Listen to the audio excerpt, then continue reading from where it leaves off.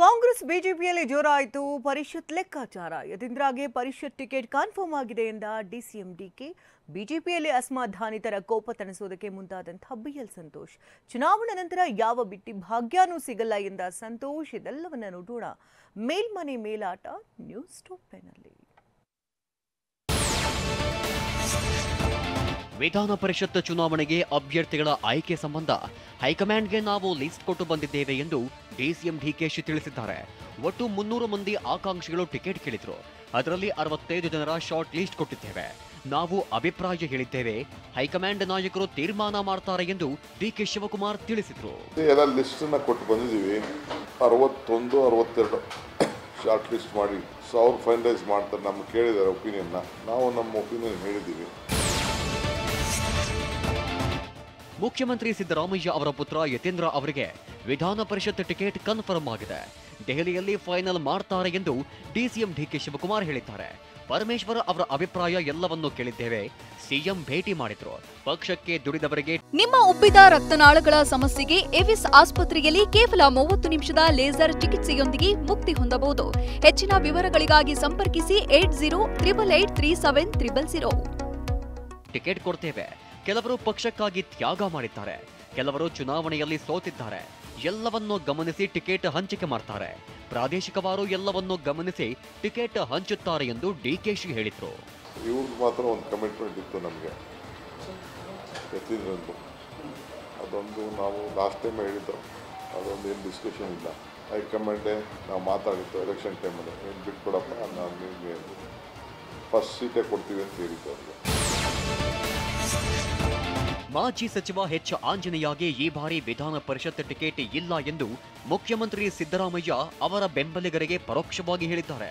ನಿನ್ನೆ ಆಂಜನೇಯ ಅವರ ಬೆಂಬಲಿಗರು ಸಿಎಂ ನಿವಾಸಕ್ಕೆ ತೆರಳಿ ಎಚ್ ಆಂಜನೇಯಗೆ ಪರಿಷತ್ ಟಿಕೆಟ್ ನೀಡುವಂತೆ ಒತ್ತಾಯಿಸಿದರು. ಆದರೆ ಅವರ ಮನವಿಯನ್ನ ತಿರಸ್ಕರಿಸಿದ ಸಿದ್ದರಾಮಯ್ಯ ಈ ಬಾರಿ ಟಿಕೆಟ್ ಕೊಡೋಕೆ ಸಾಧ್ಯವಿಲ್ಲ ಎಂದು ತಿಳಿಸಿದ್ದಾರಂತೆ.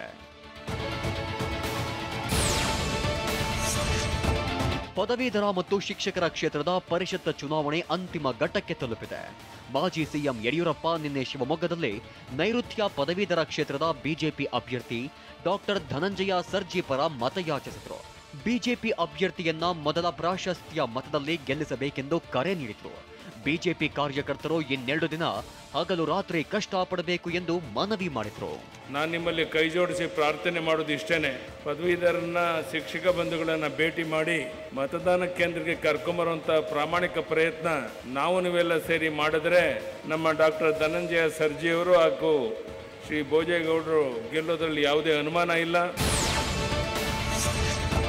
ನೈಋತ್ಯ ಪದವೀಧರ ಮತ್ತು ಶಿಕ್ಷಕರ ಕ್ಷೇತ್ರದ ಪರಿಷತ್ ಚುನಾವಣೆ ಪ್ರಚಾರದ ವೇಳೆ ಬಿಎಲ್ ಸಂತೋಷ್, ರಘುಪತಿ ಭಟ್ ಮತ್ತು ಈಶ್ವರಪ್ಪ ವಿರುದ್ಧ ಗರಂ ಆಗಿದ್ದಾರೆ.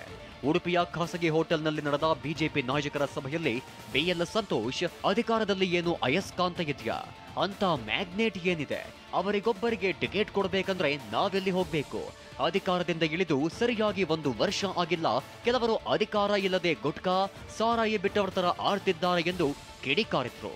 ಹಾಗಾದ್ರೆ ನಮ್ದು ನಿಮ್ದೆಲ್ಲ ಕೆಲಸ ಏನು, ಇವ್ರಿಗೋಸ್ಕರ ಕೆಲಸ ಮಾಡ್ತಾ ಇರೋದೇ ಕೆಲಸ. ನಮ್ಮ ಅಭ್ಯರ್ಥಿ ವಿರುದ್ಧ ರಘುಪತಿ ಭಟ್ ಸ್ಪರ್ಧೆ ಮಾಡ್ತಿದ್ದಾರೆ. ನಮ್ಮ ಕಾರ್ಯಕರ್ತರಿಗೆ ಮಹಾಭಾರತದ ಅರ್ಜುನನ ಸ್ಥಿತಿ ಎದುರಾಗಿದೆ. ಎದುರು ನಿಂತ ದೊಡ್ಡಪ್ಪ ಚಿಕ್ಕಪ್ಪನ ವಿರುದ್ಧ ಯುದ್ಧ ಮಾಡಬೇಕಾಗಿದೆ ಎಂದು ಹೇಳಿದ್ರು. ಗುರುಗಳು, ತಾತ, ಅಣ್ಣ, ತಮ್ಮ ಎದುರು ನಿಂತಿದ್ದಾರೆ, ಹೇಗೆ ಬಾಣ ಹೂಡಲಿ ಎಂದು ಆಲೋಚಿಸಬೇಡಿ. ಯುದ್ಧದಲ್ಲಿ ನಮ್ಮ ನಿಲುವು ತಗೋಬೇಕು, ಎದುರಾಳಿಯನ್ನ ಉಳಿಯಲು ಬಿಡಬೇಡಿ ಎಂದು ಬಿಎಲ್ ಸಂತೋಷ್ ಕರೆ ನೀಡಿದ್ರು. ಮಹಾಭಾರತ ಎಲ್ಲ ಮುಗಿದ ಮೇಲೆ ವರ್ಗದ ಕಡೆಗೆ ಧರ್ಮರಾಯನ ಪ್ರಯತ್ನ ಶುರು ಆಗ್ತದೆ. ಪರಿಷತ್ ಮತ್ತು ವಿಧಾನಸಭೆಗಳು ಜೋಡೆತ್ತುಗಳಂತೆ. ಈಗಿನ ರಾಜ್ಯದ ಪರಿಸ್ಥಿತಿಗೆ ಸಂಕ್ಷೇಪ ಬೇಕು. ರಾಜ್ಯದಲ್ಲಿ ಕಾಂಗ್ರೆಸ್ ಆಡಳಿತ ನಡೆಸ್ತಾ ಇಲ್ಲ, ಎಡಪಂಥೀಯರು ಆಡಳಿತ ನಡೆಸ್ತಾ ಇದ್ದಾರೆ. ರಾಜ್ಯ ಶಿಕ್ಷಣ ನೀತಿ ಮಾಡಿದ್ರು. ಇದಕ್ಕೆ ಸಂಬಂಧಿಸಿದ ಕಮಿಟಿಯಲ್ಲಿ ಹಿಂದೂ ವಿರೋಧಿಗಳನ್ನ ತುಂಬಿದ್ರು. ದೇಶ ಮೊದಲು ಅನ್ನೋದನ್ನ ವಿರೋಧಿಸೋರೇ ಇಲ್ಲಿ ಸೇರಿದ್ದಾರೆ. ಆದರೆ ಎಸ್ಇಪಿ ಇವತ್ತಿನವರೆಗೂ ಫಾರ್ಮ್ ಆಗಿಲ್ಲ ಎಂದು ಬಿಎಲ್ ಸಂತೋಷ್ ವಾಗ್ದಾಳಿ ನಡೆಸಿದ್ರು.